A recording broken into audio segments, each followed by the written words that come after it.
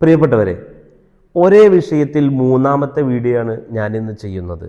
എന്തുകൊണ്ടെന്നാൽ എൻ്റെ നാടിന് വേണ്ടിയാണ്, എൻ്റെ സമൂഹത്തിന് വേണ്ടിയാണ്, എൻ്റെ നാട്ടുകാർക്ക് വേണ്ടിയാണ്. ഈ ശബ്ദമുയർത്തുന്നത് ഒരുപക്ഷെ ആവർത്തിച്ചു വരുമ്പോൾ നിങ്ങൾക്ക് അലോസരമായേക്കാം. പലരും ചോദിച്ചേക്കാം, ഈ സോഷ്യൽ മീഡിയയിൽ ഇരുന്ന് പറയുന്ന നേരം ഗ്രൗണ്ടിലിറങ്ങി പ്രവർത്തിച്ചൂടെയെന്ന്. എന്നാൽ ഞാൻ പറയാൻ ആഗ്രഹിക്കുന്നത് ഇതാണ്.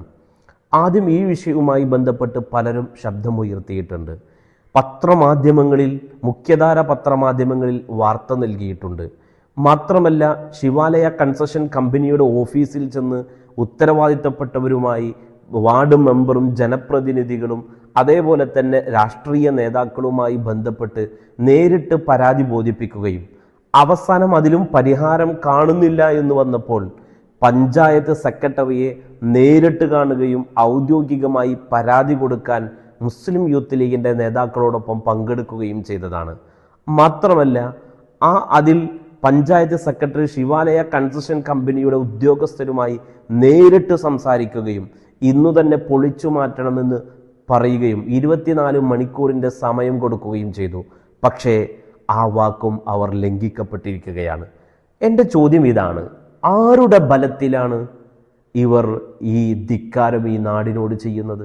ആരുടെ ബലത്തിലാണ് ഇത് പൊളിച്ചു നീക്കാതെ ഈ ജനങ്ങളെ വിഡ്ഢികളാക്കുന്നത്? ആരുടെ ബലത്തിലാണ് പഞ്ചായത്ത് സെക്രട്ടറിയും ഉത്തരവാദിത്തപ്പെട്ട ആളുകൾ പറഞ്ഞിട്ട് പോലും അതിനെ മുഖവിലക്കെടുക്കാത്തത്? ഞാൻ ഉറപ്പിച്ചു പറയുന്നു, പഞ്ചായത്തിൻ്റെ ഭരണകൂടം മൗനത്തിലാണ്, ഭരണകർത്താക്കൾ MLA മൗനത്തിലാണ്, ഇടതുപക്ഷ സംഘടനകൾ മൗനത്തിലാണ്. ഞാൻ ചോദിക്കുന്നു, എന്തുകൊണ്ടാണ് ഈ മൗനം? ആർക്കു വേണ്ടിയാണ് ഈ മൗനം?